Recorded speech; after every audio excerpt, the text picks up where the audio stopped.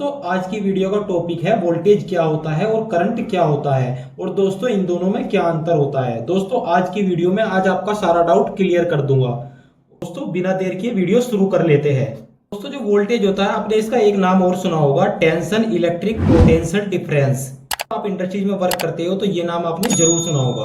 दोस्तों हमारा जो वोल्टेज होता है, दोस्तों जो हमारे पावर स्टेशन होते हैं जहाँ पे हम आपने सुना होगा कि पावर स्टेशन जहाँ पे बिजली बन रही है वहां पे क्या बनता है दोस्तों, हमारा वोल्टेज बनता है।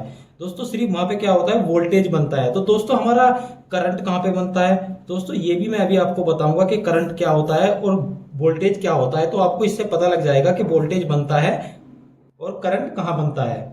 दोस्तों इसको एक छोटे से एग्जांपल से समझ लेते हैं। दोस्तों कोई हमारी बैटरी होती है, उस पे दो पॉइंट आपको देखने को मिलेंगे, एक तो दोस्तों प्लस और एक दोस्तों माइनस। तो जो प्लस होता है हमारा होता है पॉजिटिव और जो एन होता है जो माइनस होता है दोस्तों हमारा होता है निगेटिव। लेकिन वही हम बात करें दोस्तों एसी सप्लाई की, एसी सप्लाई में क्या होता है दोस्तों, हमारा एक तो फेस होता है, एक होता है न्यूट्रल। इसमें पॉजिटिव निगेटिव होता है, पॉजिटिव और निगेटिव हम इस तरीके से लिख देते हैं ताकि इसको पता लगाने में आसानी रहे, प्लस और माइनस। और दोस्तों जो हमारे एम्पियर होते हैं वो एम्पियर क्या होते हैं दोस्तों, हमारे हमेशा किसकी तरफ से, माइनस की तरफ से प्लस की तरफ फ्लो होते हैं। यानी कि माइनस की तरफ से जो हमारा वायर है माइनस की तरफ से प्लस की तरफ फ्लो होते हैं दोस्तों। जब भी हम अपनी बैटरी को चार्ज करते हैं, जब हम अपनी बैटरी को चार्ज करते हैं ना दोस्तों, तो उसमें हम क्या देते हैं दोस्तों, वोल्टेज। वोल्टेज की मदद से उसमें क्या प्रोवाइड होता है, एम्पियर। जो वोल्टेज का कार्य होता है ना दोस्तों, वो होता है वोल्टेज का कार्य होता है एम्पियर को धक्का लगाना। यानी कि एक तरह से मोटिव फोर्स का काम करता है, हमारी इलेक्ट्रिक मोटिव फोर्स भी हम इसको बोलते हैं वोल्टेज को। दोस्तों इसको कुछ इस तरीके से समझ लेते हैं। दोस्तों हमारी छत पर कोई पानी की टंकी होती है, उसमें क्या है, पानी भरा हुआ है, छत पर पानी की टंकी होती है। अब मैं इसको, जब हमारा पानी हम नीचे लेके आना है, हमको किसी यूज के लिए हमको क्या लेके आना है, नीचे लेके आना है। अब हम वाटर को जब नीचे लेके आएंगे तो दोस्तों जो पानी कब तक ये चलेगा, पानी को ये कब तक आता रहेगा, जब तक इसमें प्रेशर रहेगा। प्रेशर कब तक रहेगा, तब तक पानी यहाँ तक नहीं आ जाता। जो हमारा पाइप है उसके लेवल तक पानी नहीं आ जाता, तब तक क्या रहेगा, इसमें ऊपर से फोर्स लगता रहेगा, पानी का, हवा का फोर्स लगता रहेगा। और क्या होता रहेगा दोस्तों, ये हमारा पानी नीचे आता रहेगा। जैसे ही ये लेवल पानी के पाइप से नीचे आएगा तो पानी आना क्या होता है, बंद आ जाएगा दोस्तों। तो इसी तरीके से दोस्तों जो हमारा करंट होता है ना दोस्तों, तो करंट को धक्का लगाने का हमारा जो इसमें कोई वायर है उसमें से क्या होते हैं दोस्तों, वोल्टेज और करंट साथ में फ्लो होते हैं, वोल्टेज और करंट। और दोस्तों एक बात का हमेशा आपको ध्यान रखना है, अगर हम कहें कि इसमें सिर्फ करंट फ्लो हो रहा है तो ऐसा नहीं हो सकता दोस्तों। अगर हम इसमें अपने वोल्टेज फ्लो कराना बंद कर दे तो इसमें से करंट फ्लो होना भी दोस्तों बंद हो जाएगा। दोस्तों वोल्टेज का क्या कार्य होता है, हमारे करंट को धक्के लगाने का कार्य होता है। दोस्तों जो हमारा वोल्टेज होता है वो होता है एक तरीके से प्रेशर लगाना, यानी कि धक्का लगाना। जिस तरीके से मैंने अभी आपको बताया दोस्तों, जैसे हमारा पानी है, सपोज करो हमारी कोई मोटर लगी हुई है दोस्तों, हमारी कोई मोटर लगी हुई है। अब मोटर के साथ में एक पंप भी लगा हुआ है, मेरे को क्या करना है, पानी अपने किस पे चढ़ाना है, टंकी की छत पे चढ़ाना है। हमारी छत पर कोई टंकी रखी हुई है पानी की, तो उसमें मेरे को क्या करना है, पानी चढ़ाना है। तो मैं इसमें एक पाइप लगाऊंगा और कब तक हमारा पानी ऊपर जाएगा दोस्तों, जब तक हमारे मोटर के द्वारा फोर्स लगता रहेगा, जब तक प्रेशर लगता रहेगा, जब तक हमारा क्या दोस्तों, पानी ऊपर जाएगा। प्रेशर लगना जैसे ही बंद होगा तो हमारा पानी जाना भी क्या हो जाएगा, बंद हो जाएगा दोस्तों। तो दोस्तों इसी तरीके से अगर हमारा वोल्टेज क्या करना है, धक्का लगाना बंद कर दे, एक तरह से फोर्स लगाना बंद कर दे, तो हमारा एम्पियर वहीं पे रुक जाएगा। यानी कि हमारे किसी वायर से एम्पियर और साथ में क्या वोल्टेज फ्लो होते हैं। इसमें बिना वोल्टेज के हम एम्पियर फ्लो नहीं करा सकते दोस्तों। जब तक इसमें वोल्टेज नहीं आएगा तब तक हमारे एम्पियर क्या है, वहीं पे रुक जाएगी दोस्तों। इसको कुछ इस तरीके से समझो दोस्तों, जो हमारे पावर स्टेशन होते हैं, एक चीज बता दूं आपको, ये पावर स्टेशन बताने से पहले मैं एक चीज और आपको बता दूं। जो हमारा कोई वायर है, ये मान लेते हैं हमारा कोई वायर है, इसको मैंने टच किया, मेरे को क्या लगा, शॉक लगा। ये क्या हो, शॉक लगा दोस्तों, करंट लगा मुझे, यानी कि ये लगा करंट कैसे लगा दोस्तों, जब तक वोल्टेज, इसमें वोल्टेज की मदद से, वोल्टेज क्या काम कर रहा है, फोर्स लगा रहा है, तभी मेरे को क्या लगा, करंट लगा दोस्तों। अगर वोल्टेज फोर्स लगाना बंद कर दे तो मुझे करंट भी नहीं लगेगा। यानी कि वोल्टेज के बिना क्या है दोस्तों, करंट फ्लो नहीं करता है दोस्तों। वोल्टेज का काम होता है फोर्स लगाना या धक्का लगाना एक तरह से। इसको हम इलेक्ट्रिक मोटिव फोर्स भी बोलते हैं। जो हमारा वोल्टेज होता है ना दोस्तों, इसको आपने सुना होगा कि इलेक्ट्रिक मोटिव फोर्स भी बोलते हैं दोस्तों, हम इसको मोटिव फोर्स। इसका दूसरा एक और नाम होता है दोस्तों इलेक्ट्रिक मोटिव फोर्स। तो इससे आप समझ रहे होगे इलेक्ट्रिक मोटिव फोर्स यानी कि फोर्स लगाने का कार्य करता है हमारा वोल्टेज। आप ऐसे समझ सकते हैं, जो हमारे पावर स्टेशन होते हैं, अगर पावर स्टेशन का मैं कहूं कि मैंने पावर स्टेशन आपके हाथ में दे दिया, यानी कि हमारे पावर स्टेशन होते हैं। अगर पावर स्टेशन समझो कि आपके हाथ में है कि आपको ऑन करना है और आपको ऑफ करना है, यानी कि जब भी आप पावर स्टेशन को बंद कर दोगे तो क्या होगा दोस्तों, हमारे जो वोल्टेज है वो यानी कि वोल्टेज हमारा फोर्स लगाना बंद कर देगा, यानी कि वोल्टेज ही बंद हो गई तो हमारा जो करंट है ना वो वहीं के वहीं पे रुक जाएगा और खत्म हो जाएगा, यानी कि बिना वोल्टेज के हमारे क्या करंट फ्लो नहीं करेगा दोस्तों, तो जिससे हमको करंट भी नहीं लगेगा दोस्तों। तो मैं इन दोनों में आप डिफरेंस तो समझ गए दोस्तों। करंट क्या होता है, करंट क्या होता है, करंट जो होता है हमारी कैपेसिटी होती है, यानी कि एक तरह से मात्रा होती है, और उसको धक्का लगाने का कार्य क्या करता है, वोल्टेज करता है दोस्तों। वोल्टेज का क्या कार्य होता है, धक्का लगाना। हमारा जो इलेक्ट्रिक मोटिव फोर्स भी इसीलिए इसको नाम दिया गया है। और दोस्तों इसको potential difference, electrical potential difference भी हम बोलते हैं, जो मैंने अभी आपको नाम बताया था।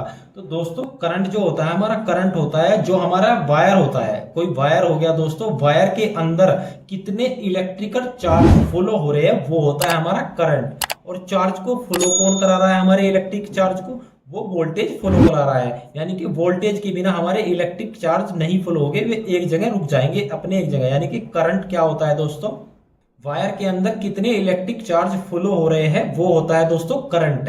और करंट को फ्लो क्या कौन कराता है दोस्तों, वोल्टेज। हम वोल्टेज के बिना अपने करंट को फ्लो नहीं करा सकते, जो मैंने अभी आपको बताया। वोल्टेज होता है दोस्तों जो हमारा इलेक्ट्रिक मोटिव फोर्स होता है, धक्का लगाना, यानी एक तरह से धक्के लगाने का काम करता है हमारे करंट को। तो दोस्तों करंट तो आप समझिए, करंट क्या होता है, वोल्टेज होता है दोस्तों हमारा। वोल्टेज को आप बोल सकते हैं, वोल्टेज होता है हमारा इलेक्ट्रिक मोटिव फोर्स, जो हमारा फोर्स लगाता है किस पे, हमारे किस पे लगाता है दोस्तों, जो इलेक्ट्रिकल चार्ज होते हैं उसको फ्लो कराने के लिए उस पर फोर्स लगाता है, और उसी से लिए हमारा करंट फ्लो होता है दोस्तों। करंट तो मैंने यहाँ पे लिख दिया है आपको। करंट की परिभाषा अगर बतानी है, यानी कि पूछ लिया जाए कि करंट क्या है, वोल्टेज क्या है, ये तो आप जान के दोस्तों। अब करंट के बारे में बता देता हूँ। Current A electric current rate of flow of electrical charge, यानी कि इलेक्ट्रिक चार्ज जो होता है उसके फ्लो को हम करंट कहते हैं। Current always flow of negative to positive, यानी कि निगेटिव, यानी कि अभी मैंने आपको बताया था जो हमारे माइनस से प्लस की ओर बहता है, करंट क्या होता है, यानी कि निगेटिव से पॉजिटिव की ओर चलता है दोस्तों।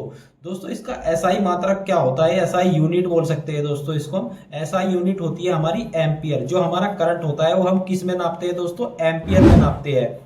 एम्पियर, इसको हम आई से दर्शाते हैं एम्पियर को दोस्तों। दोस्तों आपने अक्सर देखा होगा जो हमारा वायर होता है, कोई भी वायर से हम क्या करते हैं, हम इसमें यहाँ पे सीटी लगाते हैं। जो हमारा क्लैंप मीटर होता है उसको, उसमें लगी होती है दोस्तों एक सीटी, करंट ट्रांसफॉर्मर। तो उससे हम नापने के लिए क्या करते हैं दोस्तों, हम सीटी लगाएंगे यहाँ से। और जो हमारा सीटी जो होता है ना दोस्तों, ये कहाँ से कहाँ तक का इसमें करंट कैसे नापता है दोस्तों, जो इसमें यहाँ से और यहाँ तक का, यानी कि यहाँ से यहाँ के लिए जो हमारा करंट फ्लो हो रहा है ना दोस्तों, उसको ये क्या करता है, उसको मेजर करता है जो हमारा क्लैंप मीटर में जो सीटी लगा होता है दोस्तों। दोस्तों सीटी अलग से भी आते हैं, यानी कि अलग से लगते होते हैं। क्लैंप मीटर में लगा रहता है वो भी सीटी ही होता है। हमारा क्या करता है दोस्तों, वो करंट मेजर करने का काम होता है उसका, वो करंट मेजर करता है। और दोस्तों जब भी हम करंट को नापते हैं, किस में नापते हैं, एम्पियर में, यानी कि हमारा इतने एम्पियर करंट है या इतने एम्पियर। आपने अक्सर देखा होगा मल्टीमीटर से जब भी आप चेक करते हैं, यानी कि करंट को मापते हैं, तो इसी तरीके से वायर को हम अपने क्लैंप मीटर के जो आगे सीटी लगी होती है उसके अंदर लेते हैं, और उससे हमें पता लग जाता है इससे कितना करंट फ्लो हो रहा है हमारे वायर से।